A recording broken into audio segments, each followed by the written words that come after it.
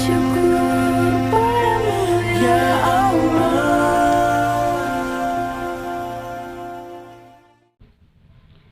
Dalam ajaran Islam, Nabi Daniel tidak termasuk dalam 25 nabi yang wajib diimani. Tapi beliau adalah seorang nabi dari keturunan Bani Israel yang dikenal dalam ajaran agama Yahudi dan Nasrani. Secara garis keturunan, Daniel adalah anak cucu Nabi Daud yang hidup sekitar tahun 620 sebelum Masehi sampai 538 sebelum Masehi. Nabi Daniel hidup pada masa pembuangan bangsa Israel dari kerajaan Yehuda ke Babilonia. Nabi Daniel menyeru kepada semua penduduk untuk menyembah Allah. Namun seperti nabi lainnya, beliau mendapat penolakan dari kaumnya, terutama dari raja yang berkuasa ketika itu, yakni Nebukadnezar, raja Babel yang merebut Yerusalem.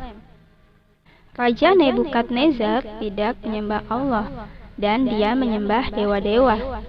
Bahkan dia memiliki kuil sendiri untuk menyembah dewa-dewanya.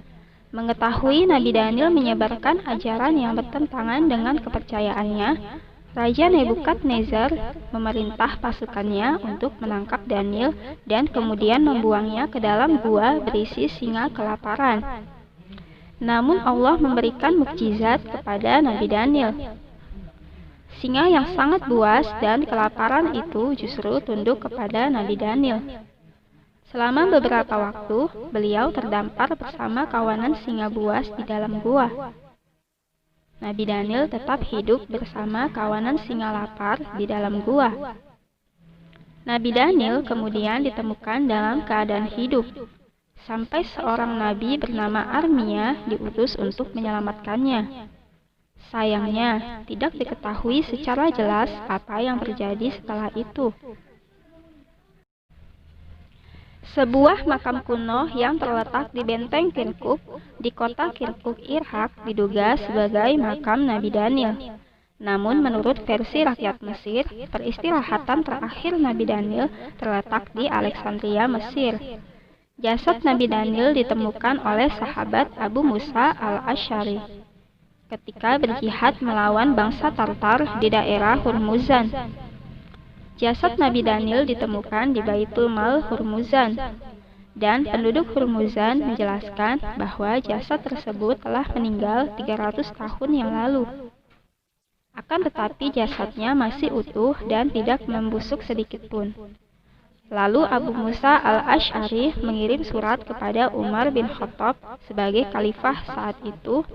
Umar bin Khattab menjelaskan bahwa itu adalah jasad Nabi Daniel dan memerintahkan untuk menyembunyikan kuburnya.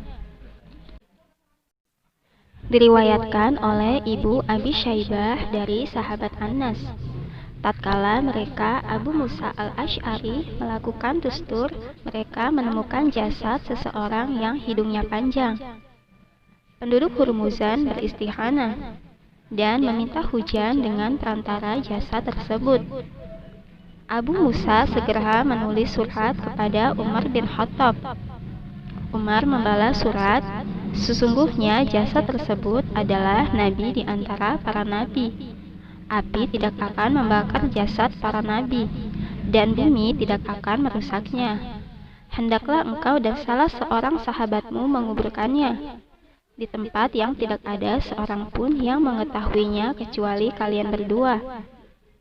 Kemudian aku dan Abu Musa pergi untuk menguburkannya. Cara menyembunyikan kubur beliau dengan cara para sahabat menggali 13 lubang kubur di sungai, airnya dibendung sementara, lalu menguburkannya pada salah satu lubang di malam hari, sehingga tidak ada yang mengetahui di mana kubur beliau. Diriwayatkan Al-Baihaqi dalam Dalailun Nubuwah dari Khalid bin Dinar dari Abu Aliyah, aku berkata kepada Abu Aliyah, "Apa yang kalian lakukan pada jasad Nabi tersebut?" Abu Aliyah berkata, "Kami menggali di sungai, airnya dibendung sementara sebanyak 13 lubang kubur yang terpisah-pisah. Pada saat malam hari kami menguburkannya, dan kami ratakan semua kubur tersebut agar manusia tidak mengetahui dan tidak menggalinya kembali. Dari kisah ini mengandung beberapa kaidah. Yang pertama, kuatnya tauhid para sahabat dan mereka sangat khawatir manusia terjatuh dalam kesyirikan yang merupakan dosa paling besar dan paling dilarang oleh agama. Yang kedua, salah satu sumber kesyirikan adalah gulu atau berlebih-lebihan terhadap Nabi dan orang salih sehingga akhirnya dikultuskan, dikeramatkan, bahkan dianggap Tuhan. Yang ketiga, para sahabat telah paham bahwa sejarah pertama kesyirikan di muka bumi adalah pada zaman Nabi Nuh. Patung berhala mereka adalah patung orang-orang salih sebelum mereka lalu disembah. Yang keempat, para sahabat sangat paham bahwa telah banyak kubur Nabi yang disembah dan dikultuskan oleh manusia sehingga mereka mencegahnya.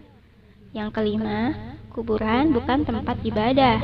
Ziarah kubur hukumnya sunnah dengan tujuan mengingat mati dan mendoakan si mayit.